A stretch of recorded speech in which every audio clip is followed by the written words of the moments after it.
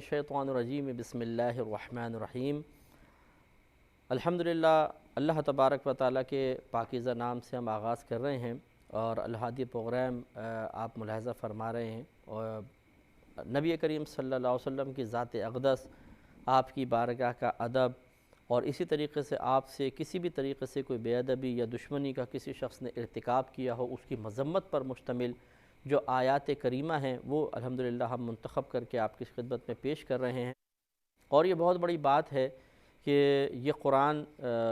नबी करीम सल्लल्लाहु अलैहि वसल्लम के सीने अक़दस पर नाजिल किया गया। अव्वल मुखातब आप इसी के हैं। और तो फिर जब आपके सदक़े से कुरान मिला है और आपके ज़रिए से कुरान मिला है तो ज़रूरी है कि हम नबी करीम सल्लल्लाहु अलैहि वसल्लम का कसरत के साथ कुरान की आयात की रोशनी में ज़िक्र करें। तो ये प्रोग्राम अल्हम्दुलिल्लाह एक इसी सिलसिले की कड़ी है कि हम वैसे तो मुख्तलिफ़ मौज़ूआत पे कलाम कर रहे हैं, लेकिन इस वक्त जो प्रोग्राम चल रहे हैं ये ख़ुसूसी तौर पे नबी करीम सल्लल्लाहु अलैहि वसल्लम के बारे में हैं, ताकि हम कुछ न कुछ इस कुरान की रोशनी में नबी करीम सल्लल्लाहु अलैहि वसल्लम के फ़ज़ाइल समाअत फ़रमाएँ, आपकी अज़मत को मज़ीद पहचानें। और इसी तरह जो आपके हक़ में अल्लाह तबारक व तआला ने आयात नाजिल फ़रमाई हैं और आपके दुश्मनों के हक़ में नाजिल फ़रमाई हैं, उन पे गौर व तफ़क्कुर करें और इस बात को जानें कि अल्लाह ताला अपने हबीब करीम सल्लल्लाहु अलैहि वसल्लम से बड़ी महब्बत फ़रमाता है। सरकार की बारगाह का अदब कोई मामूली चीज़ नहीं है, बल्कि अल्लाह ताला उसको बहुत ज़्यादा अहमियत देता है। और जो भी नबी करीम सल्लल्लाहु अलैहि वसल्लम की शान में गुस्ताखी का मुर्तकिब हो, अल्लाह ताला को ये बात सख्त नापसंद है, उसके लिए वईदात बयान फ़रमाता है। तो अभी जो आयात हमने कुछ मुंतखब की हैं, पिछले प्रोग्राम में भी सूरह हुजुरात की आयत ज़िक्र की थी, जिसमें नबी करीम सल्लल्लाहु अलैहि वसल्लम की बारगाह के आदाब ज़िक्र किए गए थे। आज भी इंशाअल्लाह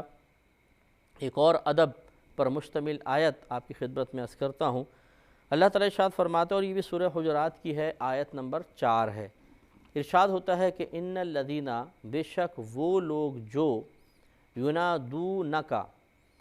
पुकारते हैं आपको, मिन वराइल हुजुरात, हुजरों के बाहर से, अक्सरुहुम ला याक़िलून, उनमें से अक्सर बेअक्ल हैं। वलौ अन्नहुम, और अगर बेशक वो, सबरू, सब्र करते, हत्ता तखरुजा इलैहिम, यहाँ तक कि आप उनकी तरफ निकल आते, लकाना खैरल लहुम, तो ज़रूर ये उनके हक़ में बेहतर था। वल्लाहु गफ़ूरुर रहीम, और अल्लाह तबारक व तआला बहुत बख्शने वाला मेहरबान है। तो आप ये देखिए कि इसमें असल में पहले इसके शान नुज़ूल देख लीजिए कि एक दफ़ा ये वफ़द बनी तमीम एक कबीला था, उसका वफ़द मिलने के लिए नबी करीम सल्लल्लाहु अलैहि वसल्लम के पास आया।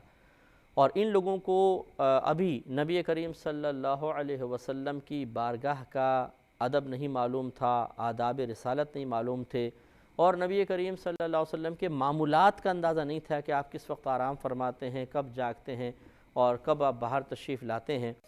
तो ये दोपहर के वक्त हाज़िर हुए, और ये वक्त नबी करीम सल्लल्लाहु अलैहि वसल्लम के क़ैलूले का वक्त था। यानी क़ैलूला का मतलब होता है कि ज़ुहर से पहले थोड़ी देर आदमी आराम करता, उसे क़ैलूला कहते हैं। तो सरकार हुजरे में आराम फरमा रहे थे।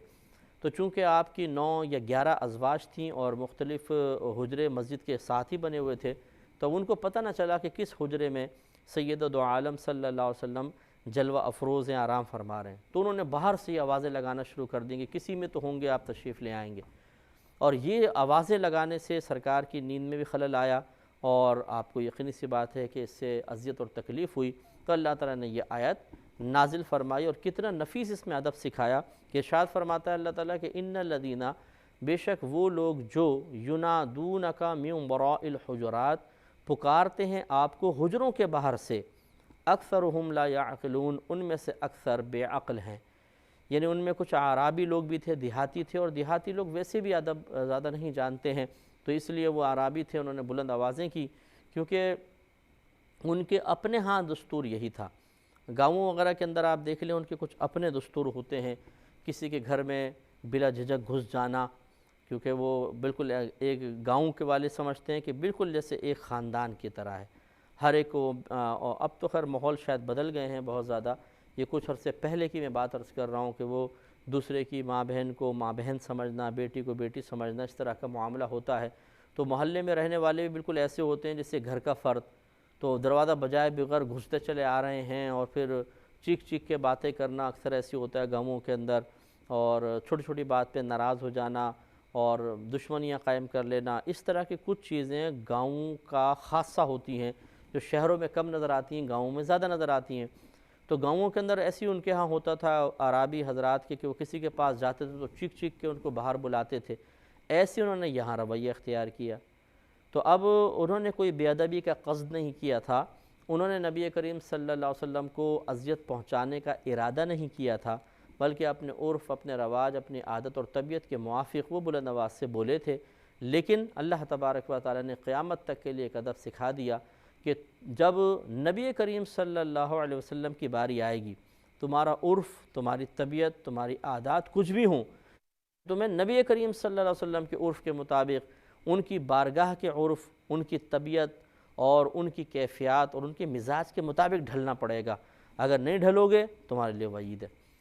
تو اللہ تعالیٰ نے ان کو بے عقل قرار دیا کہ اکثرہم لا یعقلون، ان میں سے اکثر عقل نہیں رکھتے ہیں، ان کو سمجھ نہیں ہے ابھی کہ بارگاہ رسالت کتنی بڑی بارگاہ ہے، کہاں آ کر یہ آوازیں لگا رہے ہیں۔ اور پھر ارشاد فرمایا کہ وَلَوْ أَنَّهُمْ صَبَرُوا، اور اگر بے شک یہ صبر کرتے رہتے، حتی تخرج الیہم، یہاں تک کہ آپ ان کی طرف نکل کر آ جاتے، لَقَانَ خَيْرٌ لَّهُمْ، تو ضرور یہ بہتر تھا ان کے لیے۔ لیکن واللہ غفور الرحیم، اور اللہ تعالیٰ بہت بخشنے والا مہربان ہے، کہ چونکہ انہوں نے جان بوجھ کے ایسا نہیں کیا، اللہ تعالیٰ بخشنے والا مہربان ہے، لیکن آئندہ کے لیے ایک ادب سکھا دیا۔ تو یہ ایک ادب ہے کہ جب ہم کسی بڑے سے ملنے جائیں، خصوصاً جو معظم دینی ہوتے ہیں، کسی آپ عالم دین کے پاس جائیں، کسی مفتی صاحب سے ملنے کے لیے جا رہے ہیں، یا اسی طریقے سے کوئی پیر صاحب ہیں،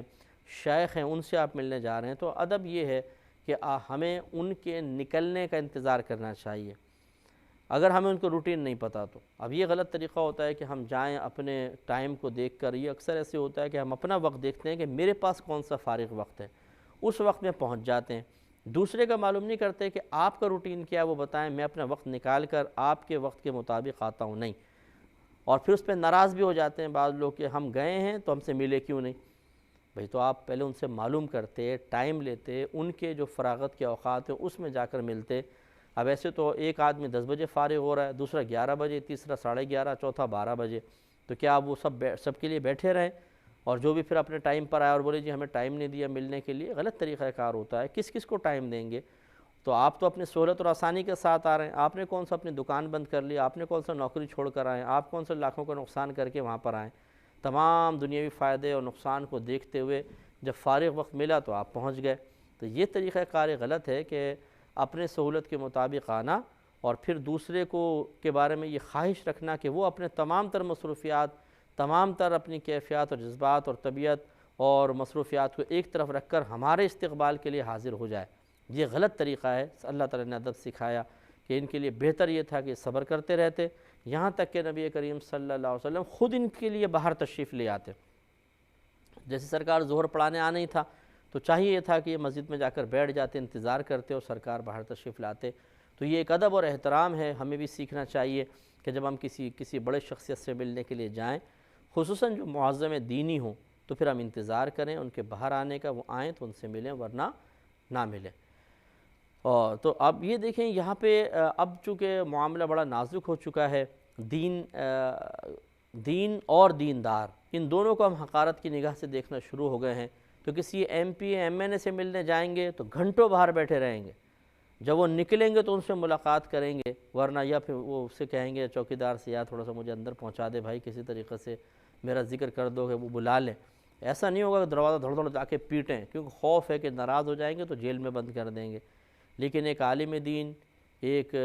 فتویٰ دینے والے مفتی صاحب یا عام جو پیر حضرات ہوتے ہیں، ان کی کوئی ویلیو ہماری نگاہوں میں نہیں ہوتی، جب چاہیں پہنچ جائیں اور جب چاہیں دروازہ بجا لیں، اور انہیں ہمارا استقبال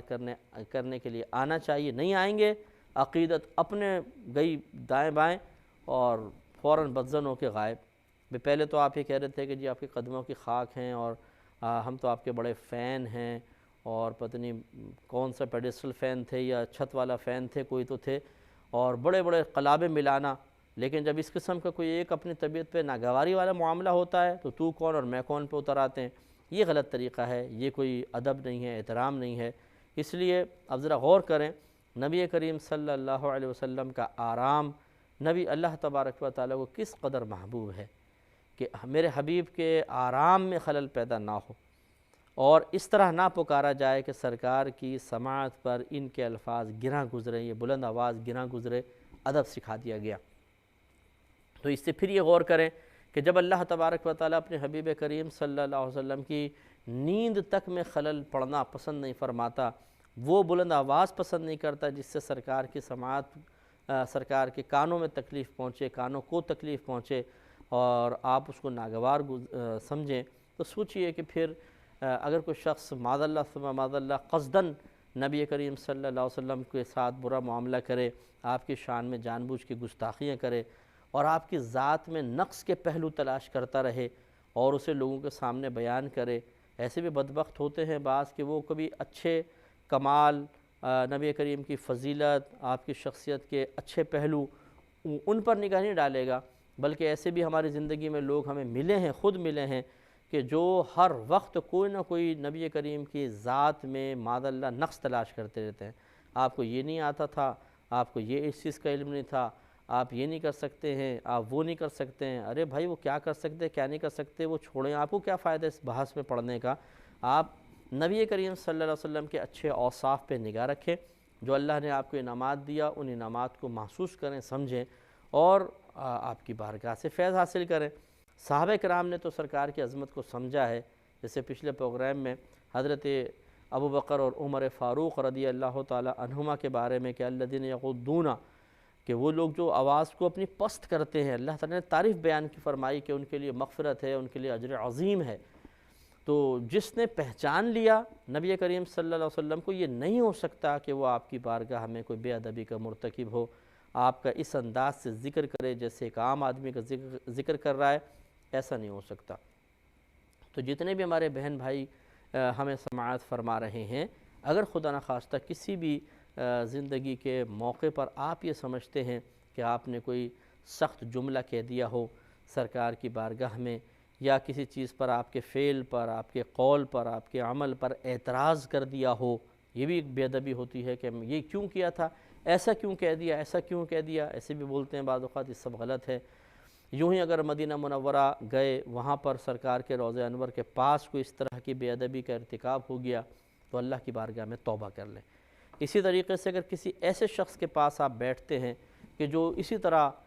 بدتمیزیاں کرتا ہے کہ نبی کریم صلی اللہ علیہ وسلم کا ذکر بالکل ایسے کرتا ہے جیسے اپنے بڑے بھائی کا ذکر کر رہا ہو یا عام سے شخص کا ذکر کر رہا ہو، تو یہ آپ کے حق میں انتہائی مہلک ہے، کیونکہ جب اتنی معمولی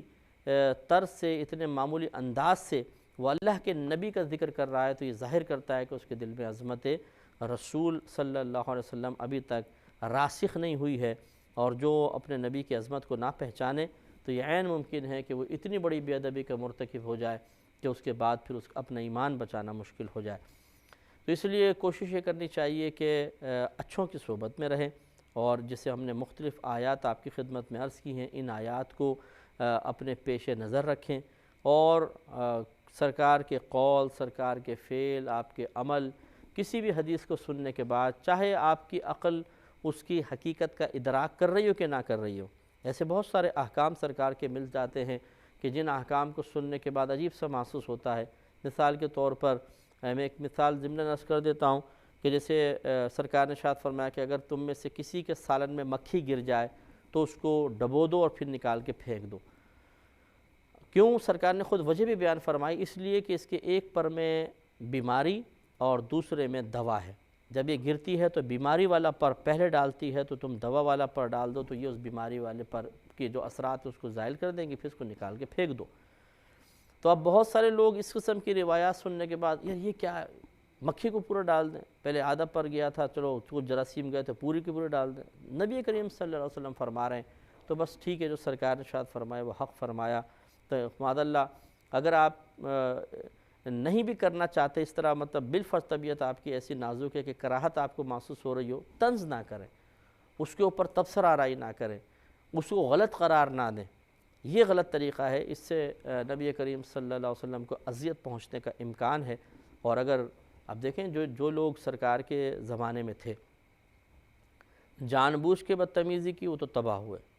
جن سے غلطی سے ارتکاب ہوا اللہ تعالیٰ نے ان سے درگزر فرمایا، لیکن تنبیہ تو نازل فرمائی نا۔ اس تنبیہ سے کم از کم اتنا فائدہ ضرور ہوا کہ وہ رک گئے، ہوشیار ہو گئے اور دوبارہ اس غلطی کا ارتکاب نہیں کیا۔ جیسے اس میں بھی دیکھیں واللہ غفور الرحیم اللہ نے فرمایا، اور اللہ تعالیٰ بہت بخشنے والا مہربان ہے۔ یعنی اگرچہ تم نے بے ادبی کا ارتکاب کیا لیکن جان بوجھ کے تو نہیں کیا، تو اس لیے بہرحال آئندہ احتیاط کرو، اور اللہ تعالیٰ بہت بخشنے والا مہربان ہے کہ تمہاری بخشش ہو جائے گی، گھبرانے کی ضرورت نہیں ہے۔ لیکن آج کل کے دور میں اگر کوئی بے ادبی کر لے، یقینی سی بات ہے کہ وحی الہی کے دروازے بند ہو چکے ہیں۔ اب ہم پر ہمارے سامنے فوری طور پہ کوئی تنبیہ نہیں آئے گی۔